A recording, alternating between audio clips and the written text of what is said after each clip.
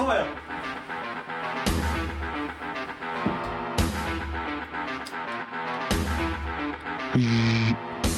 Come quick, there's only one more vampire left. The king of vampires.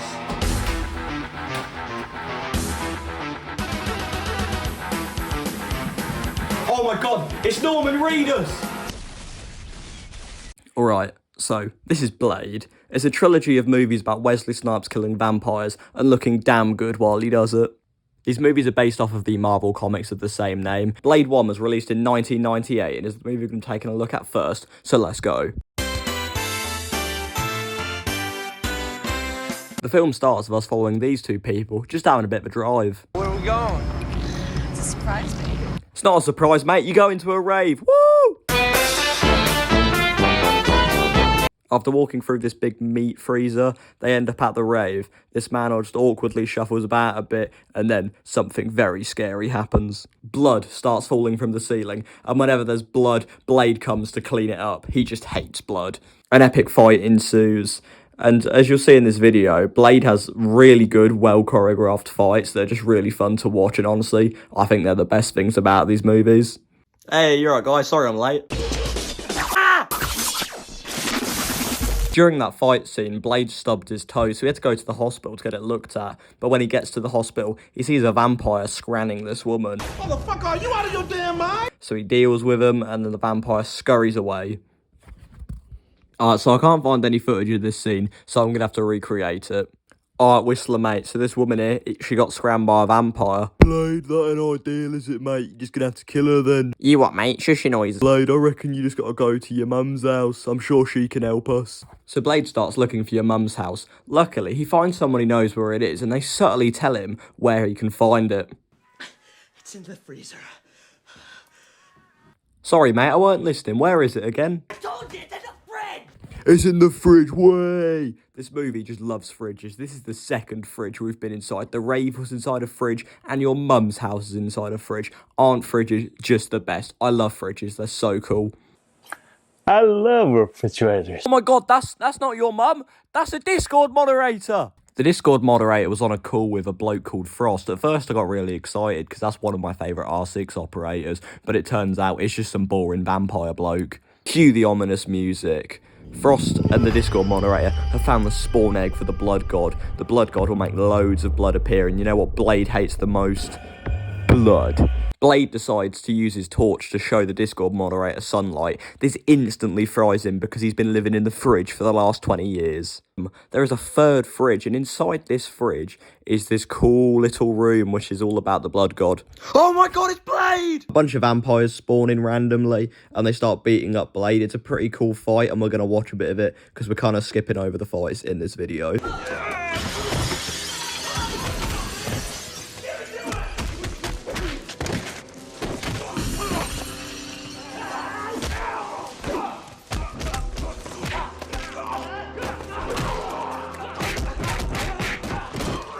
Now, because Blade's not allowed to be in any real danger, Whistler shows up almost immediately and just starts shooting people randomly like the badass he is.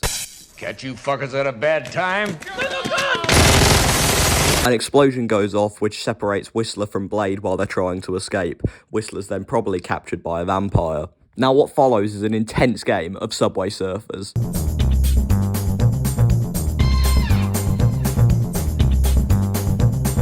Blade is now on the hunt for this Frost bloke, still unfortunately not the R6 operator, but he stumbles across him in a local park. Now this scene is pretty intense, so get ready for it. Frost has stolen a child. Oh no! But what's more important than that? This scene has bullet time. It predates The Matrix. Blade is better than The Matrix. God damn it, now I want to watch The Matrix again. It's just such a good movie. Now, you may remember there being a child in this scene. They have been launched into the road, so Blade kind of has to go save them. Pretty boring, if you ask me, which lets Frost scurry away. Blade gets a bit bored at this point and just goes to Frost's gaff. He just kills all of the guards. Honestly, Blade is like one of the coolest things humanity has ever done. This is the 9th wonder of the world. He's just so freaking epic. Here's some clips of him just beating people up with some funny music over it.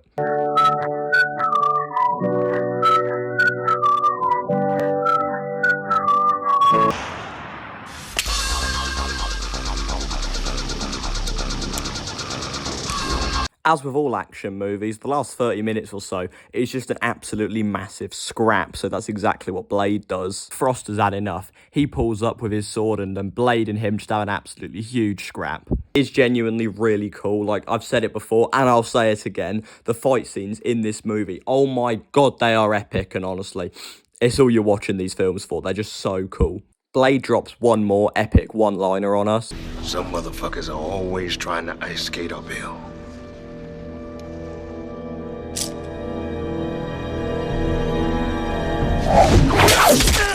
And just like that, the movie's over. Blade has managed to defeat Frost and stop him from spawning in the Blood God, which would have made a very big mess. Blade would not have been happy about that. Blade 1 is a pretty alright movie, to be honest. It's a bit slow at times, but it more than makes up for it with those awesome action scenes. It is definitely worth a watch, and so is... Now, Blade 2 starts with our main man, Blade, just having a bit of a jog, really. He's hunting down more vampires, because you might remember there's a slight loose end of where the hell is Whistler gone, and Blade's about to find out. Now, just a quick heads up, if Blade 1 was at like an 8 out of 10 for violence and action, Blade 2 is at an 11. This movie just cranks it up. It is so cool. Now, this guy here failed a stunt jump on the way out, so Blade goes over to him, asks him where Whistler's being held. He doesn't really want to say, so Blade does the Arkham Knight torture on him. Very cool. Samuel! Oh my god, he's back!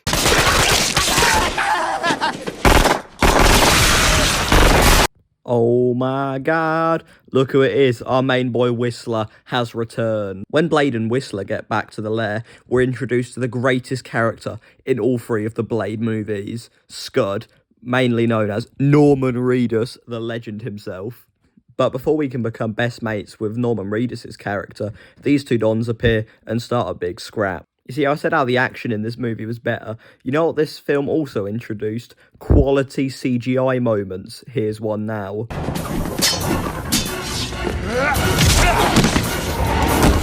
I mean, how did anyone think this is a good idea? It just looks absolutely terrible. I guess it was the early 2000s, but god damn it, this was just so unnecessary in this movie. Now, these two are actually vampires. Ooh, shocker. And they're here to deliver Blade a message of truce. The vampires have had enough of Blade killing them all, so they want to be mates. So Blade goes to the vampire's gaff, where he's told about a new evil that has emerged. These half vampire, half not vampire things that scran vampires. Very normal.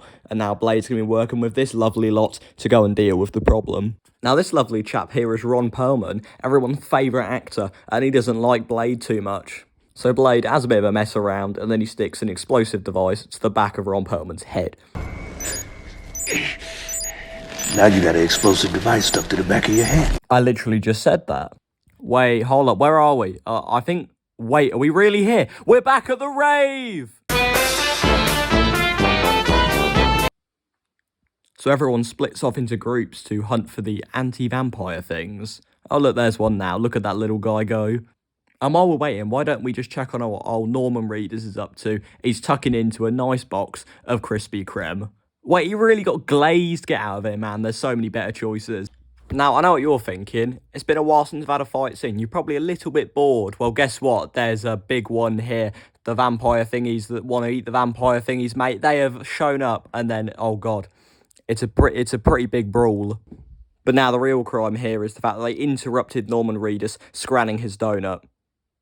But now the genuine real crime is how many edits there are in this scene. God damn, I didn't know Michael Bay directed this movie. Just watch this like 5-second clip. How many cuts there are? There's too many cuts, bro. Stop cutting the movie. All of this is going on. Blade is fighting the leader of the half vampire things. His name's Dave.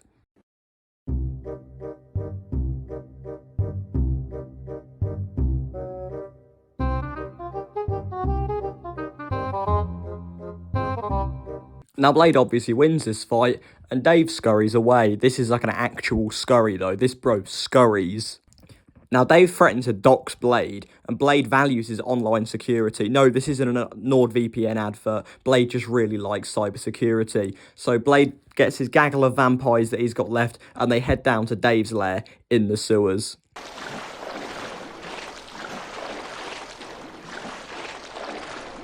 No, not that sewer.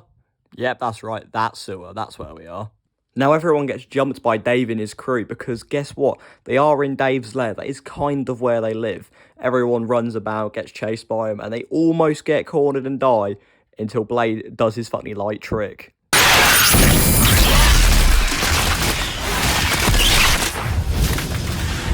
Now there's a big rush to get back to the vampires' gaff, as the vampires betrayed Blade. They're going to be the ones who leak his online data. But luckily, Blade had me, the Waffle Review, on speed dial, and I was able to come in quick and deal with Norman Reedus. Oh my god, it's Norman Reedus!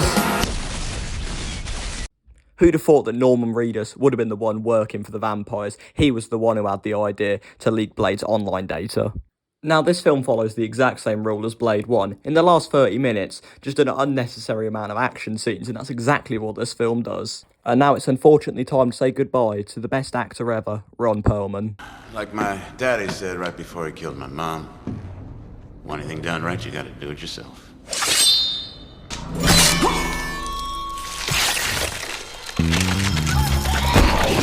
Now there's only one more threat left, Dave, leaker of IP addresses, and Blade does the only thing that you should do to people that leak IP addresses.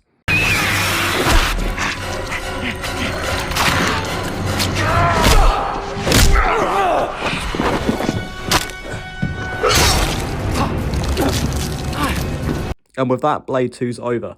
I think this film's a little bit better than Blade 1, just got more fight scenes, and the fight scenes, mate, they're just way better, to be honest, and they've got funny CGI.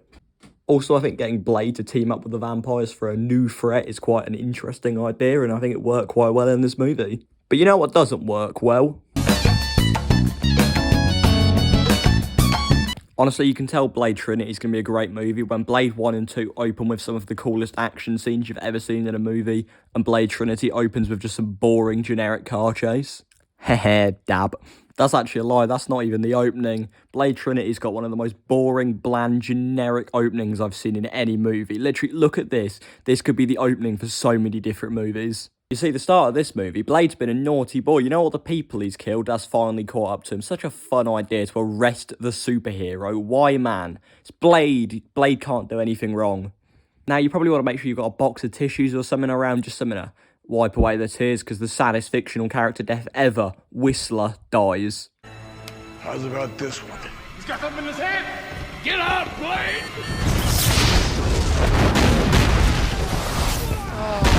And the movie just gets even better from here. Blade barely puts up a fight, and then he gets arrested.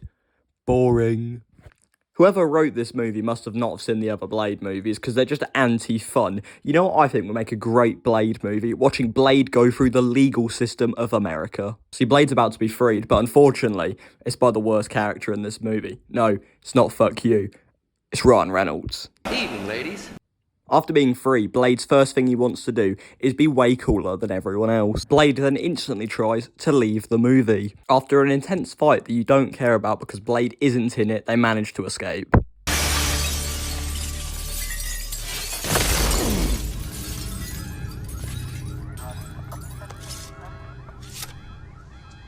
Forgot my sword.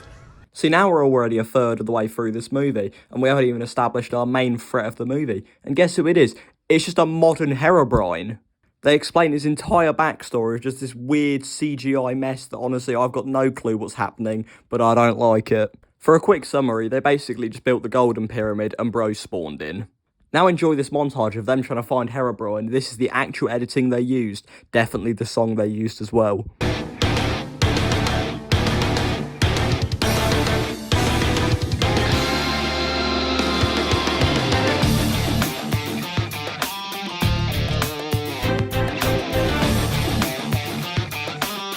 Luckily, this Don here got a phone call at just the right time for Blade to answer it and find out the exact location of Herobrine's gaff.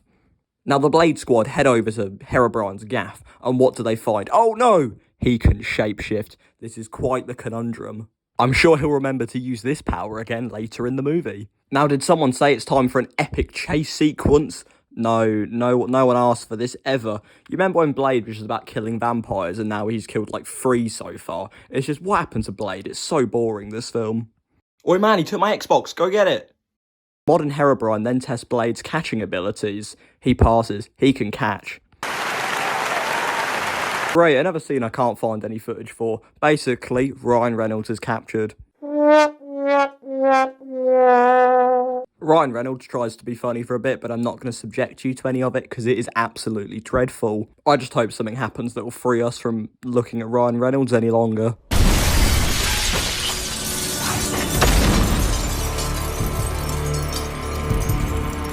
Oh my god, yes, it's Blade.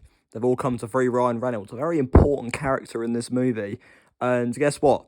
Blade 3 follows the same rule as Blade 1 and 2. Just loads of action in the last 30 minutes. And luckily, we've just arrived there now. Cue the music.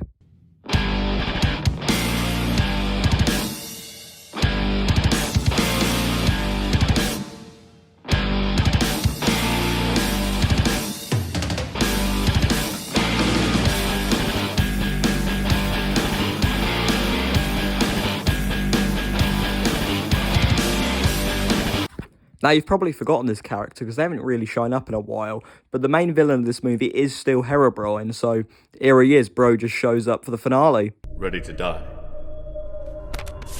I was born ready, motherfucker. You know, this is the third time I've said it now, but god damn, I can't stop talking about how great the fight scenes look in this trilogy. While there's not as many fight scenes in Blade Trinity, what they do have is still pretty good, to be honest, near the end. The stuff at the start, not so much, but at the end, I like this.